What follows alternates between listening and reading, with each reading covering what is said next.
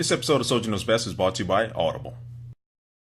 Hey, what's up guys, Soldier Knows Best here. This is my review of the Sony CyberShot Rx100. This is a camera that Sony is positioning right above your regular point and shoot cameras, but still right there below a full-fledged DSLR. This is a camera that Sony's offering in a very small, portable, lightweight package, but packs a lot of punch as far as the pictures. So I've been using this camera all across the world, literally, so I have a lot of good pictures to show you as far as examples about what type of quality you can get out of this camera. But first, we're going to take a look about the design and the hardware. Take a look at the, I'm stuttering all my words, but this is going to get right into the review. Take a look at the camera. You can tell Sony put a very nice little sleek and stylish and very subtle sexiness to this camera. Now, even though this camera is lightweight and compact, Sony was still able to pack a lot of good features and things inside of this. One of those big things is that it does feature a 20.2 megapixel CMOS sensor, which is going to be really good for low light shooting. And add that with the f1.8 Carl Zeiss lens, this is going to be taking fantastic low light photos, which I'll be showing you here in a second. Now, the lens itself can get you 3.6 times optical zoom and 7.2 times clear image digital zoom. And this camera should still be able to take really good pictures at an ISO of 6400.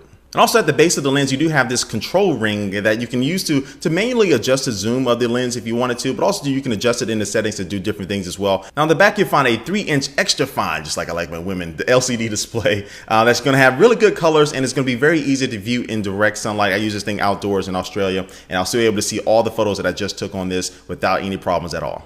And to the right of the screen, you will find a control wheel that you'll use to navigate through all the different settings and menus and things like that. And also, you'll find a function button which you can customize to pretty much do whatever you like to, depending on what situation you're in. And you'll find a dedicated movie record button as well. Now, to the right, you'll find a micro USB port that's going to be used for charging and syncing. And on the bottom, you will find the battery compartment, which will also be housed in the memory card that's going to be used to store your photos and videos. And then right to the top left of that, you will find a little mini HDMI to be able to plug this into a TV or the monitor to view your photos on it directly. And at the top of the camera, you will find an on-off button, the shutter release button with the zoom controls, and also a little mode dial here to switch between all the different modes. And this camera does have a pop-up flash, which allows you to even adjust the angle of the flash. You can just move your finger and tilt it back and forth. Say you want to bounce the flash off the ceiling or off a wall or something like that. Sometimes that may be better than flashing it directly at the subject. So I do like that little functionality of the flash itself.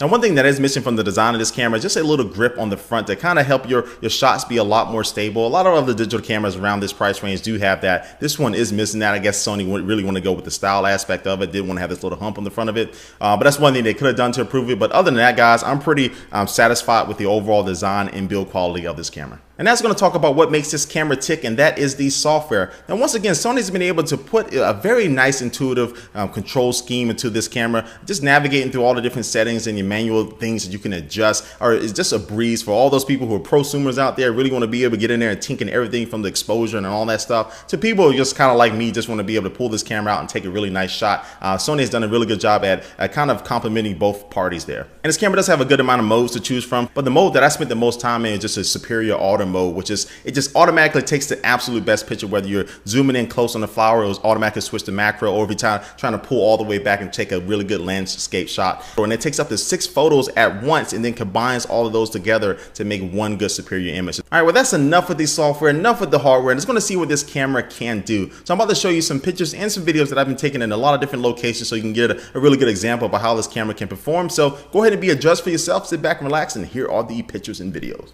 All right, so most of these photos I'm going to be showing you actually from Sydney, Australia, and St. Petersburg, Russia, when I was doing the Intel Ultrabook race, traveling around the world doing this crazy race. More about that later. I think that show is going to be starting next week from the time this video is uploaded. But anyway, I just want you to pay attention to the color accuracy that's in these photos. Everything is just really smooth. And right now I'm just showing you a quick little example of a photo that I took with the sweep panorama function or mode here in this Sony RX100. But some of these photos I did apply the toy filter to it. And this is kind of a couple of those photos that do have that look.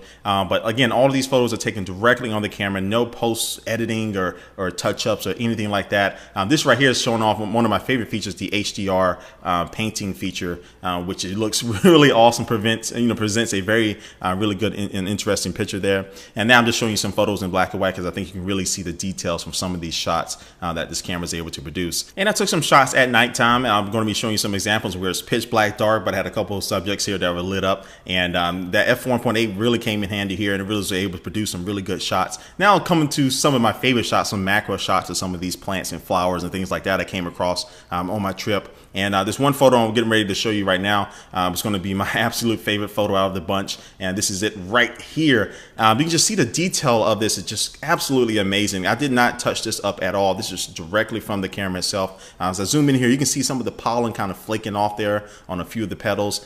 This is just absolutely my favorite shot. I think one of the best shots that I've ever taken. It's just look absolutely amazing. This is what this camera can produce. Here we are walking through the woods, getting a test of the video quality and the audio quality.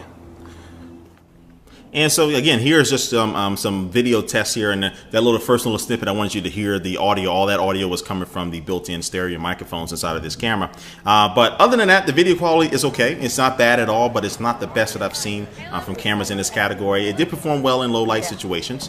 Again, the f1.8 coming in handy there, but overall, just wasn't as impressive as the photos were. I did like that this camera can shoot and record in 60p as well, so if you want to be slowing down things in slow motion and things like that, that will come in handy, and a lot of the footage does look a lot smoother in that mode. But yeah, just here's a quick look at some of the video here that I was able to take with the Sony Rx100. So how did everything look to you? Well, for me, I would say that the pictures were the best part of this camera. The pictures really just popped out on the screen there. Especially you look at this on a high resolution monitor, or maybe something like the Retina MacBook Pro, and you can see just so many pieces of detail inside of each picture. Even in low light situations, as I showed you before, the camera was still able to perform well at that f1.8. Now, the one bad thing is though, if you do start to zoom in, you immediately lose that 1.8 as you zoom in more and more and more. So that's one thing that you do have to take into account. But if you just all the way open with the f1.8, this camera does perform very well in low light situations. And the video quality from this camera is good. Just not the best in this category, you know, compared to some other models and brands out there, but it definitely is good. I love the steady shot with it. That allows your video to be very smooth and steady. Even when you're walking and different things like that, you're able to keep a nice steady shot. So again, video quality will be great for most people out there. Not the best in the category, but definitely good enough to get the job done.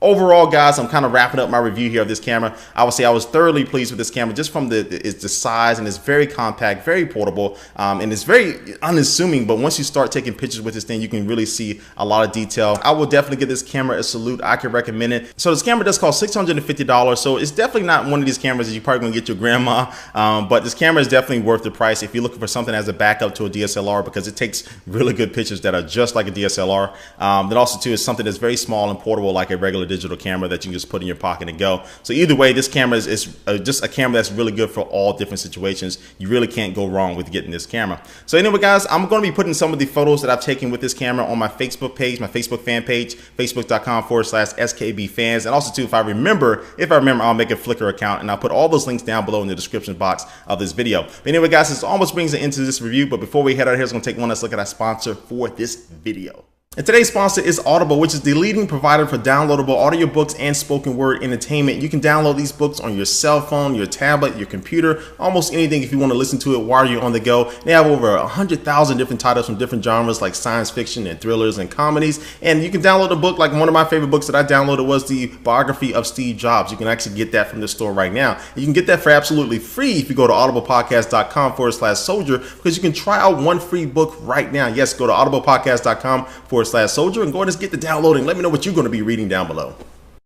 Alright guys, again, thanks for watching this video. I'm really interested to see what you guys think about this Rx100 camera. Please leave a comment down below. Again, remember to check out my links down below if you want to see some real photos from this camera and just their full-on quality, I guess. Anyway guys, thanks for watching this video, and I will catch you later. Peace.